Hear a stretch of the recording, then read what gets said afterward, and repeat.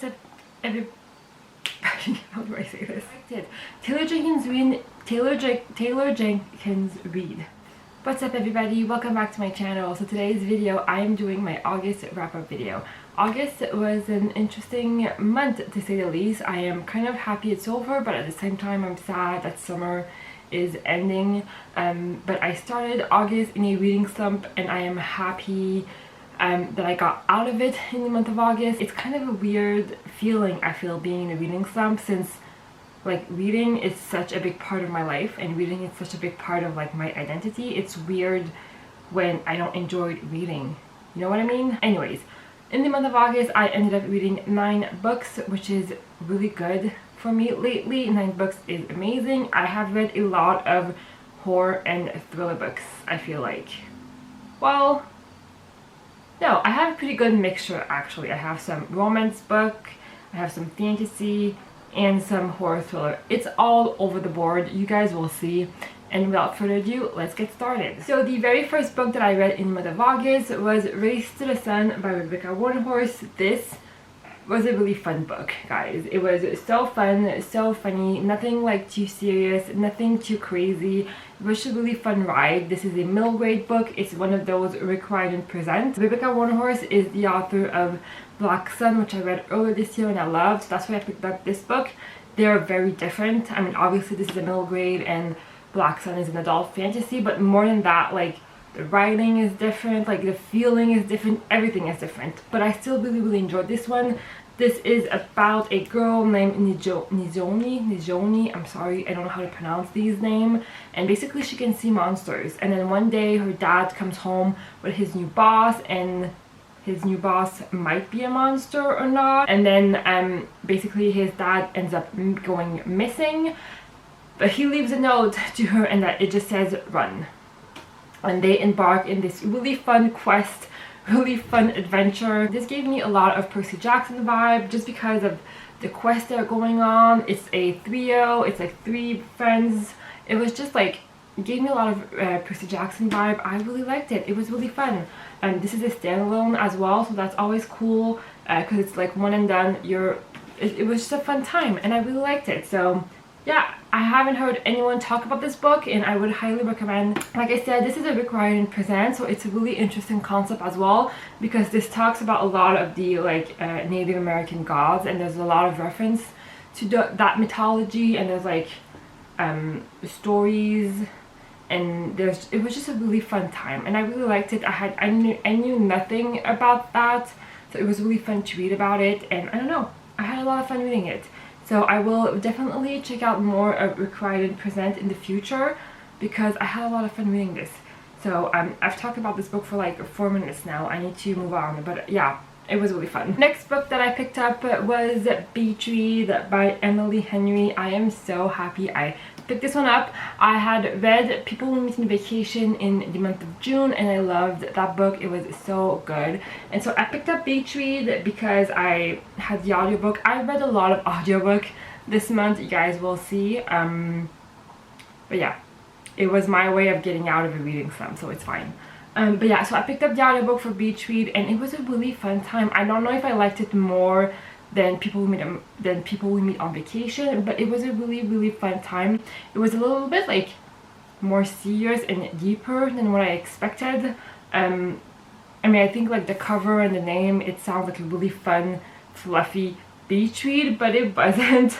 It was a little bit deeper than what I expected, but it was still really good read. It's about these 2 authors. He writes literary fiction books and she writes like romance book. They're like polar opposites, and they kind of are both in a writing slump, I guess you would call. And they kind of switch genres and they write together and they fall in love. It's a love story. It was really cute. I really liked it. This is a book where the ending is completely different in the American version and the UK version, and so this is the American version. I read it as an audiobook which had the US version, but I went online to check the UK version, and I will say I like the UK ending a lot more than the US. I don't know why they do that, but yeah, Abby, you were right. The UK ending is a lot better than the US, but I still really liked it and I still thought it was a really cute book. and I'm really happy I read it this month. The next book that I read was Malibu Rising by Taylor Jenkins Reid. This was one of my most highly anticipated book release for this year, and because I love Taylor Jenkins Reid, I basically read all of her books except like 1 or 2, I think, and I really enjoyed all of them. My favorite one is still Seven Husbands of Evelyn Hugo, but this was really good as well. I really enjoyed it. I had heard some mixed feelings about this one, so I went in it with maybe some reservation and maybe some like I had maybe lowered my expectations a little bit more, but it was so good and I really liked it. Taylor Jenkins Reid is just so good at storytelling. She's just so good at like developing characters and building a story, and I just really liked it. This was really fun. This is a dual timeline where we have the present, where we have like a party, and then there's like a big thing that happens to the party, and then we also have flashbacks from that family when they were young. And I loved both of the timeline, which probably helped for me to enjoy this book, because I think people who didn't like this book either didn't love like the past or the present, but I loved both of them. I thought it was really fun and I really liked it. I think I read this one in like in a day or something, so I really liked it. It was really good, and I would highly recommend if you guys were on the fence. Next book that I've read this month is actually a reread, which is pretty rare for me. I don't reread a ton of books. I actually just did a deja vu book tag, which is all about like rereading books, and I say that in that tag I don't reread a ton, but I did reread this book, The Sword of Kaigen. I read this in June, so like not too long ago, but I was part of a live discussion for this book and I wanted to reread it. I've listened to this one as an audiobook because it was just easier for me to reread, because it is a pretty big book. And I'm not going to go into too much detail about this one because I've talked about this one already, but I really enjoyed my reread of this. I loved it equally as much the second time I reread it. I saw a lot of things that I missed the first time, which is always good, which is why we reread books in general, so that was really cool. The few things that I didn't love the first time were the flashbacks chapters, and I still didn't love them in my second read of this book, but I will say I enjoyed them a lot more and understood them a lot more. Like, I understood why they were important to the story, and I understood why the author had to put them in this book. It was really good. I really liked my reread of this book. It was just, this book is so sad and so like depressing.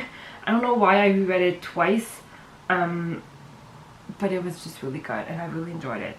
So I will link the live discussion down below for you guys to go check it out. Okay, so next book that I read was kind of a disappointment, and I was so bummed that I did not like this book, and it is A Touch of Darkness by Scarlett and Clair.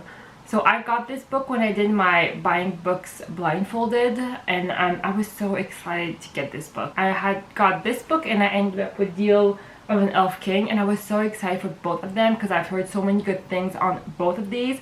I was planning on doing a reading vlog for them, but then I picked this book up and it was so disappointing that I never ended up reading. I never ended up doing a reading vlog for it. This basically felt flat for me on so many levels. This is a Persephone and Hades retelling in a modern setting. It's about this girl, Persephone, who goes to like college, and one day she ends up going to a like nightclub that is owned by Hades, and then she meets Hades, they make a deal, they fall in love, blah blah blah blah blah.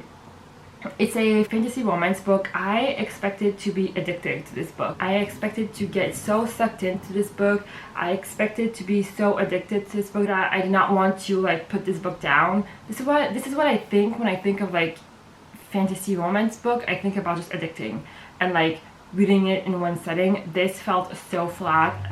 Like, none of the characters were fleshed out. I felt like none of the characters were well like built, well developed. They felt flat. It was just really like bad. I'm sorry.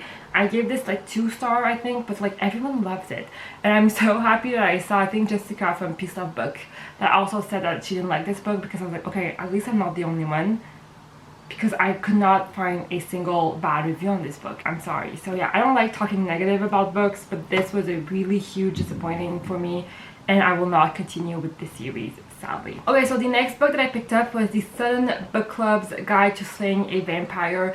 This was so good. I like, oh my god, that book was so good. I was like so surprised that I liked it that as much.